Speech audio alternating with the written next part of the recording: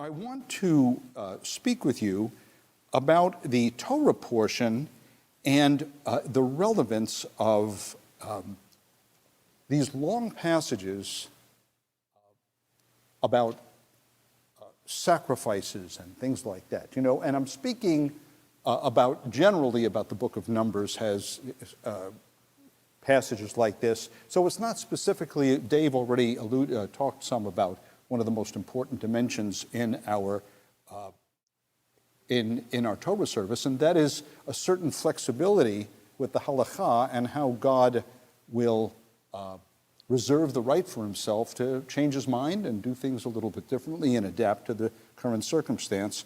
But I want to speak with you this morning about the entire system of sacrifices that are offered in the Torah, and it's a huge subject and worthy of many talks, but I want to talk about one aspect, and that is the meaning of all those lengthy and, from our vantage point living so long afterwards, very tedious and detailed information about animals being sacrificed, drinks being poured out, etc., the whole complex. And here's the point I want to make. I'm going to give it to you up front, and it is this.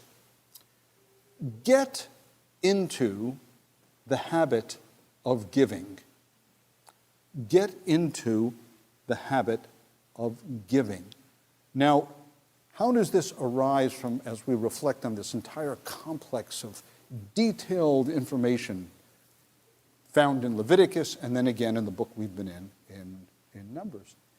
And it's very hard because we don't live in a world that's quite like their world. Our animals, we have pets, but this was an agrarian society.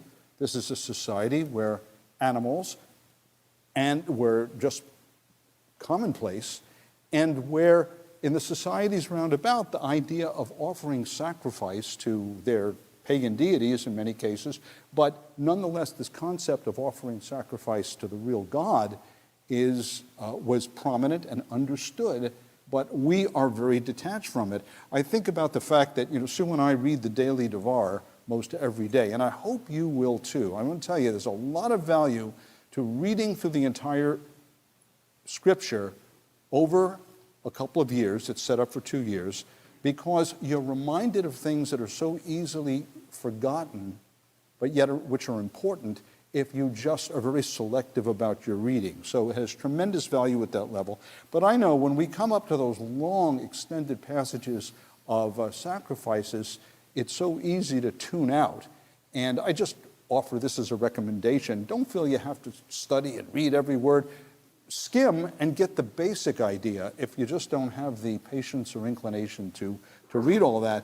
But at least you'll be exposed to something which is not part of our experience and yet is filled with lessons. And the lesson I want to suggest to you has to do with cultivating a life of giving.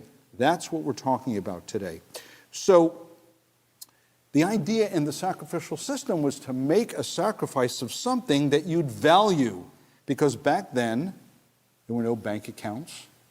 Your value in terms of your material success, and beyond material success, your sheer survival, I mean not starving, and your kid's not starving, had a lot to do with the animals that you own. But God said, I want you to give me from that.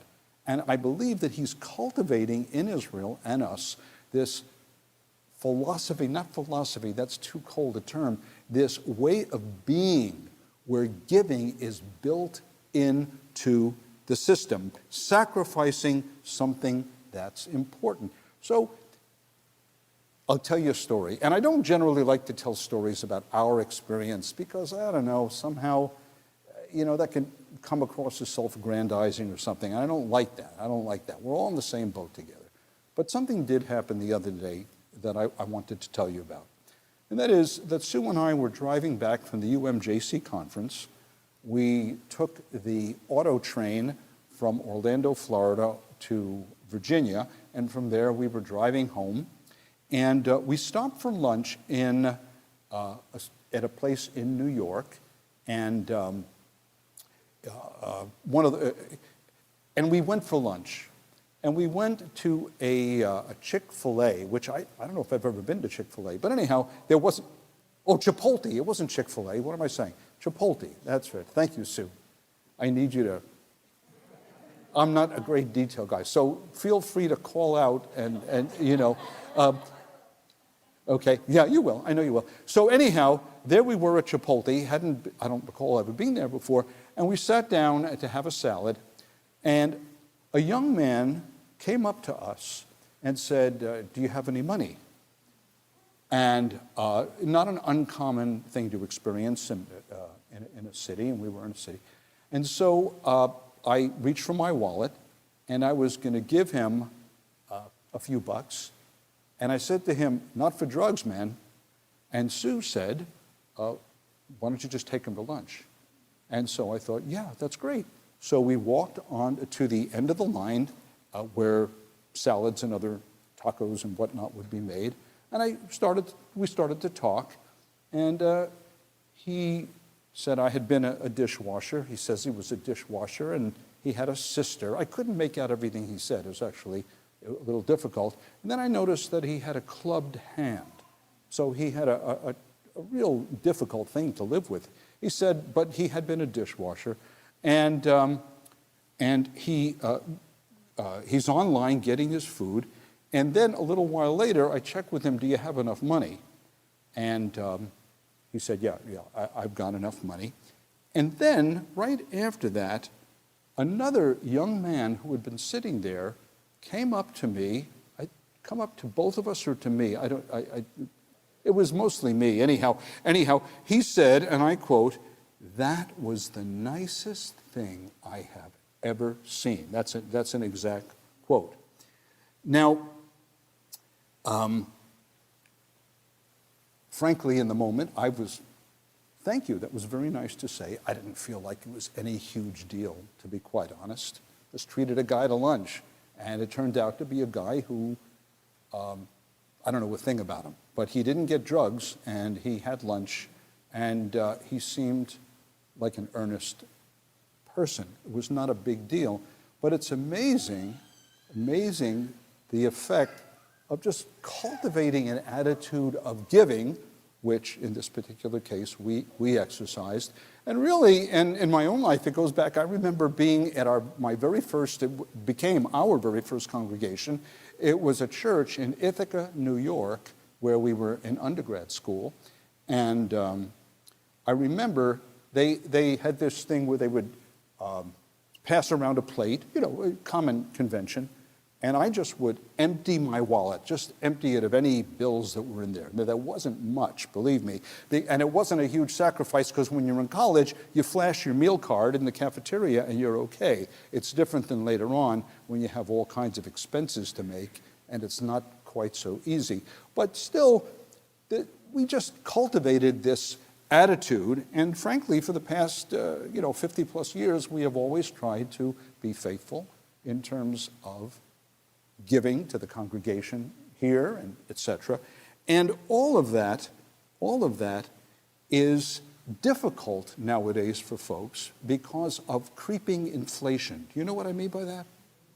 It means you can't believe how much eggs cost. Have you noticed that? Right? Or milk, or bread, anything.